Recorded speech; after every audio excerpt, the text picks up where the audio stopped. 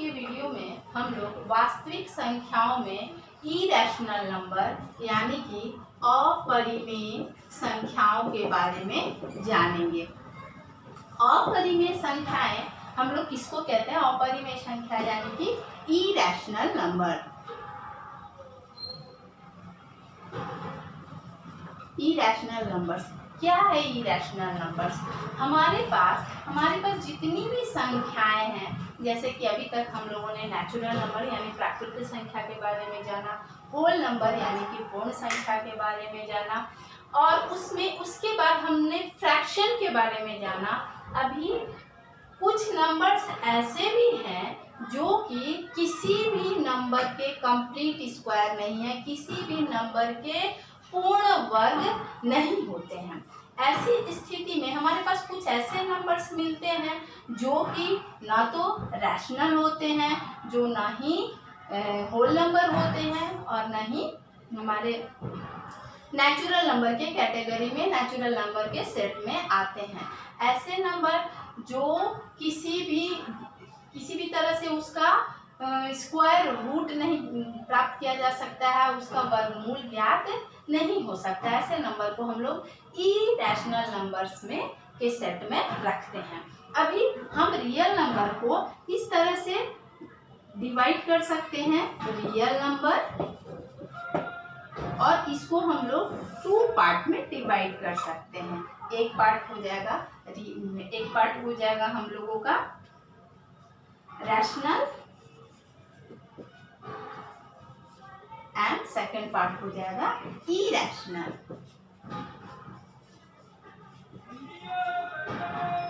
Rational को हम लोग Q से, कैपिटल Q से शो करते हैं, और इरेशनल को हम लोग P से शो करते हैं।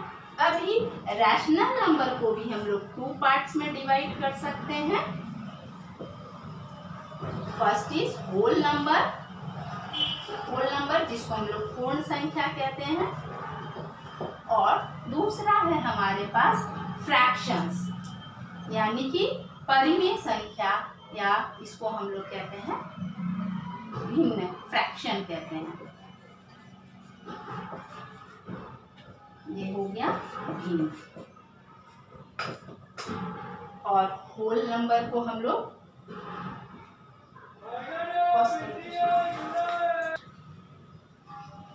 रैशनल नंबर हम लोग P/Q के रूप में लिख सकते हैं। रैशनल नंबर को हम लोग कैसे लिखते हैं? P/Q के फॉर्म में लिखते हैं। बट इरेशनल नंबर को हम लोग P/Q के फॉर्म में नहीं लिख सकते हैं।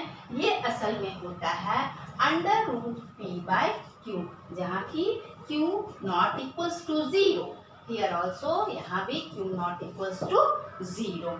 अभी जिस तरह से हम लोगों ने पिछले वीडियो में देखा कि परिमेय संख्याओं को हम लोग संख्या रेखा पे दिखा सकते हैं, परिमेय संख्या को जिस तरह से हम लोगों ने संख्या रेखा पे दिखाया, नंबर लाइन पे दिखाया, ठीक उसी तरह से अपरिमेय संख्याओं को भी हम लोग नंबर लाइन पे आसानी से दिखा सकते हैं, और उसको अब हम लोग नंबर लाइन पे दिखाएंगे। अभी हम लोग देख रहे हैं कि इरेशनल नंबर जो है अंडर रूट वाला नंबर होता है। अंडर रूट में, रूट के अंदर यदि कोई फ्रैक्शन हो तो वो रैशनल नंबर हो सकता है। यहाँ पे भी कुछ कंफ्यूजन आता है, जैसे कि हम लोगों के पास कुछ ऐसा एग्जांपल्स है जिसमें हम लोग उसको ज़्यादा क्लियर समझ सकते हैं। यदि हमारे पास 2/3 इसको यदि रूट में लेते हैं तो ये एक इरेशनल नंबर है, अपरिमेय संख्या है।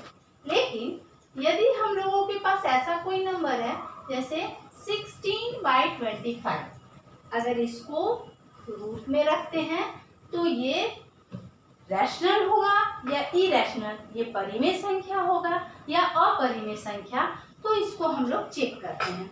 16 ये एक कंप्लीट स्क्वायर नंबर है, ये 4 का स्क्वायर है, एंड 25 ये 5 का कंप्लीट स्क्वायर नंबर है। अभी हम लोग अगर ये इसको स्क्वायर रूट को हटाना चाहें तो हमारे पास 4/5 आएगा।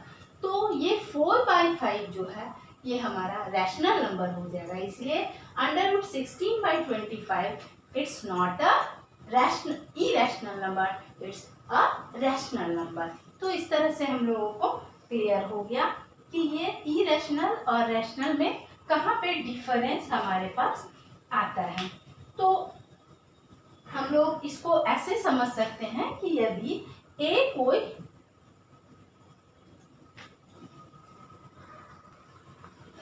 यदि हमारे पास कोई नंबर ए है जो कि कंप्लीट स्क्वायर नहीं है और इसका यदि हम लोग रूट करते हैं तो ये √a एक इरेशनल नंबर होगा, यानी कि अपरिमेय संख्या होगा इस तरह से। और उसके बाद हम लोग ये भी जानते हैं कि अगर हम जितने भी रैशनल नंबर है और इरेशनल नंबर है उन सारे नंबर्स को हम लोग नंबर लाइन पे इजीली दिखा सकते हैं। क्यों? क्योंकि ये रियल नंबर्स है। रियल नंबर्स जो भी होंगे उन सबको हम लोग नंबर लाइन्स पे दिखा सकते हैं। यहाँ पे बहुत सारे रैशनल इरेशनल सारे नंबर होंगे और हर एक रैशनल और इरेशनल नंबर को किसी भी खास पॉइंट से हम लोग नंबर लाइन में किसी भी खास पॉइंट से हम लोग दिखा सकते हैं। वो किसी और को कॉरस्पॉन्ड नहीं करेगा, किसी दूसरे नंबर को, मतलब दो ही नंबर एक पॉइंट पे शो नहीं हो सकता है। क्यों? क्योंकि नंबर लाइन को हम लोग रियल नंबर लाइन भी कहते हैं और रैशनल और इरेशनल दोनों टाइप्स के नंबर जो हैं वो रियल नंबर में आते हैं। इसलिए जितने भी रैशनल और जितने भी इरेशनल नंबर होंगे वो सारे हम लोग नंबर लाइन पे आराम से दिखा सकते हैं। नंबर लाइन पे हम लोग कैसे रियल नंबर को दिखा सकते हैं, रियल नंबर में इरेशनल नंबर को कैसे दिखा सकते हैं, इसको थोड़ा बोर्ड पे हम लोग रफली समझ लेंगे। उसके बाद हम लोग नेक्स्ट वीडियो में इसको हम लोग कॉपी पे अच्छी तरीके से पेंसिल से बनाना सीखेंगे। यहाँ पे हम लोग थोड़ा रफली इस चीज़ को समझते हैं। अगर हम लोग नंबर लाइन खींचते हैं, ये अगर नंबर लाइन स्केलिंग करेंगे, 0 लेंगे, यूनिट हम लोग एक यूनिट को टैग कर लेंगे, यूनिट हम लोग कंफर्म एक निश्चित कर लेंगे यूनिट को कि क्या हम लोग को let it be 4 centimeter equals to 1 unit. तो ये यूनिट को हम लोग क्या करेंगे, 4 सेंटीमीटर स्केल पे मेजर करेंगे। ये 1 हो गया, ये 2 हो गया, ये 3 हो गया, इसी तरह से -1 हो गया, -2 हो गया, -3 हो गया। इस तरह से हम लोग स्केलिंग करेंगे। स्केलिंग करने के बाद ये जितना 1 यूनिट है वहाँ इतना ही दूरी का, इतना ही लेंथ का हम लोग यहाँ पे एक 90 डिग्री पे लाइन ड्रॉ कर लेंगे। 90 डिग्री लाइन ड्रॉ करने का मतलब एकदम सीधा लाइन हम लोगों को चाहिए। ये जितना यहाँ 1 यूनिट है उतना यहाँ पे ये कट करेंगे। अभी ये जो 1 यूनिट और ये 1 यूनिट और ये एक क्या है हमारे पास, इन दोनों को मिलाते हैं तो ये असल में हमारे पास हो जाएगा एक समकोण त्रिभुज, राइट एंगल ट्रायंगल हो जाएगा। और पाइथागोरस थ्योरम से हम लोग जानते हैं कि राइट एंगल ट्रायंगल का हाइपोटेनस जो है वो कैसे हम लोग कैलकुलेट करते हैं कि इसका जो बेस है, इसका जो हाइट है, उसके स्क्वायर का एडिशन वो होता है हमारा, ये हो जाएगा इसका। अगर इसको हम लोग एक नाम दे दें OP, ये OA, तो ये हाइपोटेनस OP का स्क्वायर होगा इसके बेस और इसके हाइट के स्क्वायर का एडिशन। इसके हाइट और बेस के स्क्वायर को ऐड करके हम लोग इसके हाइपोटेनस का स्क्वायर फाइंड कर सकते हैं। अब इधर अगर स्क्वायर हटाएंगे तो दूसरी तरफ हमारे पास आ जाएगा स्क्वायर रूट 1 + 1 यानी कि √2। तो ये लेंथ होगा, ये असल में √2 लेंथ होगा। इस लेंथ को हम लोग कंपास से मेजर करके और यहाँ पे कट करेंगे, यहाँ पे आएगा ये लेंथ, यहाँ पे आ जाएगा। और ये जो यहाँ से ये लेंथ हमारा यहाँ से यहाँ तक का जो लेंथ होगा वो असल में √2 हो जाएगा। इसी तरह से अगर √3 फाइंड करना होगा तो हम लोग ये √2 पे परपेंडिकुलर ड्रॉ कर देंगे, 90 डिग्री पे परपेंडिकुलर ड्रॉ करेंगे, फिर यहाँ पे 1 यूनिट मेजर करके यहाँ पे कट करेंगे। फिर इसको यदि हम लोग मिलाते हैं, ये अगर Q नाम दे दें तो ये हमारा OQ डिस्टेंस जो है वो दिखाएगा, ये इक्वल्स टू OA हो जाएगा। OQ डिस्टेंस जो है वो भी फिर क्या दिखाएगा, √2 का स्क्वायर प्लस 1 का square equals to 2 + 1 equals to √3। ये √3 OQ को हम लोग फिर से अगर यहाँ पे इसको मेजर करके यहाँ पे कट कर लेते हैं तो ये टोटल डिस्टेंस हम लोग को दिखाएगा √3। ये डिस्टेंस √3 दिखाएगा।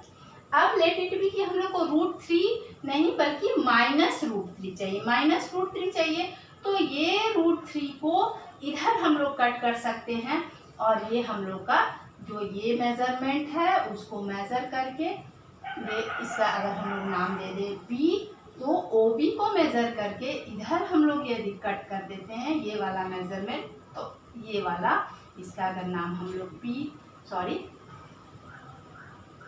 X दे दें, X इसका नाम दे दें तो OX जो है ये डिस्टेंस ये -√3 को शो करेगा।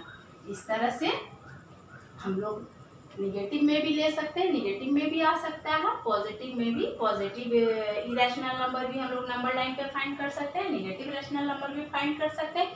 अगर हम लोगों के पास कुछ ऐसा नंबर हो 1/-√3, ये इरेशनल नंबर नंबर लाइन पे फाइंड करना तो ये बहुत ईजी है। इसको क्या करेंगे हम लोग, अगर ऊपर √3 नीचे √3 मल्टीप्लाई कर देते हैं तो ये √3/3 ये आता है -√3/3। अभी √3 हम लोगों को पता है, अभी √3 को क्या करेंगे 3 पार्ट में, यदि √3 के लेंथ को 3 पार्ट में हम लोग डिवाइड कर देंगे तो हम लोगों को मिल जाएगा -1/√3। इसी तरह से अगर हमें चाहिए √3/2 चाहिए तो √3 लेंथ को 2 पार्ट में डिवाइड कर देंगे। जो भी √3 लेंथ आया है इस लेंथ को हम लोग अगर ये लेंथ को हम लोग ये कर देंगे, डिवाइड कर देंगे इसको 2 पार्ट में कंपास के हेल्प से, तो हम लोग इसको भी फाइंड कर सकते हैं। लाइन लेंथ को डिवाइड करना आप लोगों को पता होगा, छोटे क्लास में सीखा है आप लोगों ने। अगर ये हमारा टोटल लेंथ है तो कंपास से हम लोग हाफ से अधिक मेजर करते हैं और उसके बाद यहाँ पे कट लगाते हैं, यहाँ पे इस पॉइंट से यहाँ पे कट लगाते हैं, इस पॉइंट से यहाँ पे ऐसे करके और इस लाइन को मिला देते हैं स्केल से, तो ये जो है टोटल लेंथ का 2 पार्ट कट हो जाता है। इस तरह से हम लोग नंबर लाइन पे भी जो भी लेंथ है उसको हम लोग डिवाइडर से डिवाइड कर सकते हैं अच्छे से। तो ये हम लोगों का नंबर लाइन पे कैसे हम लोग कोई भी इरेशनल नंबर को पॉइंट आउट करेंगे ये आसानी से हम लोग कर सकते हैं। इसको हम लोगों ने रफली बोर्ड पे सीखा। अब नेक्स्ट वीडियो में हम लोग इसको कॉपी पे देखेंगे। Thank you for watching video.